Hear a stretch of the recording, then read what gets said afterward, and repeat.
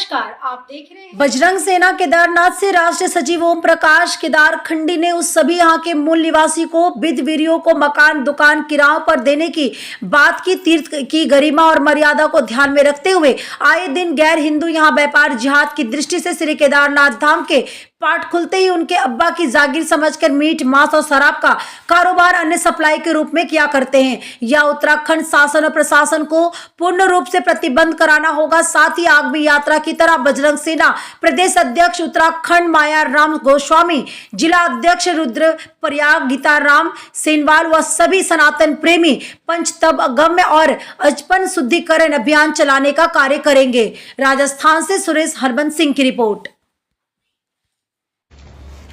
उधर के आपसे केदारनाथ धाम के बीच तमाम पुलिस चौकियां हैं, उस बावजूद इसके भी केदारनाथ धाम में मीट मांस का पहुंचना ये शासन पकड़ने की क्या भी सवाल खड़ी करता है, क्या कुछ नहीं? सबसे पहले तो पहाड़ी केदार लाइव का दिल से आभार है। और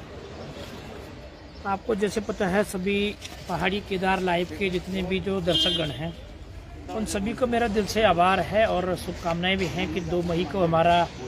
श्री केदारनाथ धाम यात्रा का कपाट भी सुचारू रूप से खुल जाएगा और हमारी सभी का जो परम आराध्य आशुतोष भगवान शिव शंकर श्री केदारनाथ जी के दर्शन करने का समस्त विश्वखंड के तमाम सनातन प्रेमियों को मिलेगा। जैसे कि आपने देखा होगा, मैं तमाम सनातन धर्म जितने भी जो अभी संगठन आपने देखा है, यहाँ पर बजरंग सेना है, भैरव सेना है, तो मैं बेसिकली आपको बता दूं कि एक धर्म रक्षक होने के नाते और मीडिया जगत से भी मेरा ताल्लुक है और मैं BHP न्यूज़ हिमालय की आवाज़ का यहाँ पर संवाददाता के रूप में सेवा देता हूँ।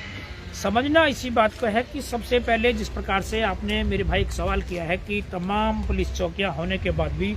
शराब पहुँचती कैसे, ये तो बहुत अफसोस का विषय है, क्योंकि इस पर 6 तारीख की मीटिंग हुई थी कुकीमठ सभागार में। तो सभागार में जो मीटिंग हुई थी, हाँ, उस दिन प्रभारी मंत्री सौरभ बोगड़ा जी भी आए थे और मैंने भी उनसे कुछ सवाल पूछे थे जो उन्होंने बहुत ही सुंदर उसका जवाब भी दिया है। माननीय विधायक जी जो हमारी नवनिर्वाचित हुई हैं उन्होंने भी इस पर अपना बेहतरीन संज्ञान दिया है। और समझना इस बात को है कि अभी SP महोदय जो जिला रुद्रप्रयाग है अक्षय कोडे जी, उनका कार्यकाल यात्रा के बाद का है। इससे पहले जो अशोक बदवानी जी तो मैडम थी, उनके कार्यकाल में तो मैं साफ बोलूँ, इनके जितने भी जो समय संबंधित पुलिस के जो अधिकारी थे जिनके द्वारा यात्रा व्यवस्था को जो है कि शुद्ध और एकदम गरिमामय बनाना था, वो नाकामयाब थी। और ये मैं इसलिए भी बोल रहा हूँ कि एक संगठन के होने के नाते भी, दूसरी चीज़ है एक मीडिया से भी मेरा बहुत बढ़िया ताल्लुक है और तमाम सनातन प्रेमी भली भांति मुझे सुनते भी हैं और आप तमाम लोगों का भी प्यार मिलता रहता है। सीधा सा बात यह है कि घाटी और माटी को लेकर सबसे पहले हम सभी जो क्षेत्रीय लोग हैं, सबसे पहले तो हमको जागना पड़ेगा, क्योंकि आज हमारी जो पीढ़ी है, इस पीढ़ी के साथ सबसे बड़ा क्या दिक्कत है कि हम लोग इनके लाए हुए नशे में गौरीकुंड क्षेत्र में या केदारखंड क्षेत्र में जो देख रहे हैं हम लोग, तमाम सीतापुर, रामपुर, जो यहाँ भी जो जगह हैं, इन तमाम जगहों पर इनका जो है कि बहुत बड़ा जमावड़ा है। और कहीं से कहीं आपने जो सवाल पूछा मुझे कि बैरिकेटिंग होने के बाद भी कैसे पहुँचता है, ये एक्चुअली क्या है श्रीमान श्री कि ये पुलिस के ही सय पर वो कार्य हो रहा है। और ये मैं अक्षय कोडे जी को बता भी चुका हूँ और 6 तारीख की मीटिंग में भी मैंने उनको इस बात से अवगत कराया था कि इस सत्र में तमाम संगठन सनातन प्रेमी, यहाँ का केदार सभा हो या हमारे यहाँ के जितने भी जो अपने केदार घाटी को लेकर, अपनी घाटी और माटी को लेकर जो सचेत है, जो जागरूक है, वो तमाम लोग जो है इन चीज़ों को देख रहे हैं। क्योंकि जरूरी इसलिए है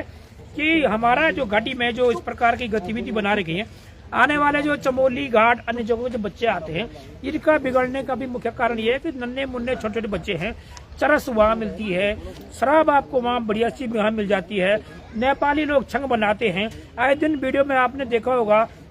स्टिंग ऑपरेशन के जरिए तमाम नेपालियों को हम जेल भी भेज चुके हैं और कईयों पर पुलिस तो कार्रवाई नहीं करती है, क्योंकि उनके अंदरूनी जो साठगांठ है। गौरीकुंड चौकी के आप पीछे चले जाइए, कदम मतलब पुलिस चौकी से आप खाली हवा में भी अगर हाथ ऐसे रखेंगे तो सीधे नेपाली गड्ढे पे पहुंचता आदमी। वहाँ आपको अंग्रेजी शराब मिल जाएगी, नेपाली बनाई हुई छंग मिल जाएगी, मीट भी मिलेगा बहुत बढ़िया, हर प्रकार का मीट आपको वहाँ परोसा जाएगा। और समस्या इसी बात का है कि इस प्रकार की गतिविधि में सबसे ज्यादा तो मैं पुलिस को ही दोषी मानता हूँ। उसके बाद जितने भी संबंधित अधिकारी हैं, इसमें फूड सेफ्टी का हो गया है, मतलब जो भी इससे जुड़े हुए लोग हैं, और उनको मानता हूँ जिन्होंने इनको किराए पे दे रखा है। क्योंकि भैया अगर किराए पे नहीं देंगे तो मुझे लगता है कि कहीं ना कहीं इसमें काफ़ी गिरावट आ सकती है। भाई आप लोग खाली व्यापार का हब न बनाए इसको,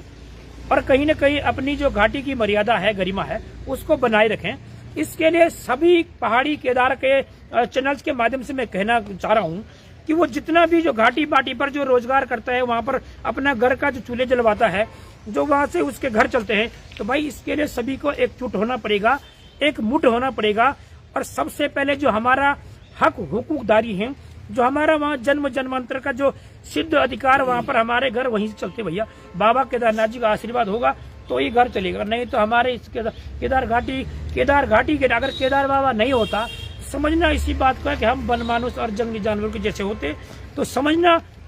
इसी बात को है, घाटी को भी समझना है, वहाँ के जनमानस को भी समझना है, सनातनियों को भी समझना है, और हर समाज के हर तबके को समझना है कि हम इन जैसे विधर्मियों का जो कुकृत्य और जघन्य अपराध कर रहे हैं, हमें इन लोगों को समर्थन, सपोर्ट और कोई भी मदद करने की आवश्यकता नहीं है। और खुद पहले सुधरे और जाके बाद में सब सुधर जाएगा, क्योंकि तीर्थ एक बैकुंठ धाम है, वहाँ पर तमाम केदार घाटी में आए हुए दूर दराज के सनातन प्रेमी आते हैं और कहीं न कहीं उनका जीवन आहत होता है। अभी आप चले जाइए अगस्त्यमुनि में, फ्रंट पेज पे आपको जो है कि तमाम मुल्ला मौलवी की दुकानें मिल जाएंगी, वहाँ पे मीट कट रही है। उसके बाद आपका आगे चले जाएंगे हम लोग, मतलब सीधे गौरी, मतलब आप समझ लो गुप्त काशी तक पहुंचेंगे। तमाम जितने भी हालात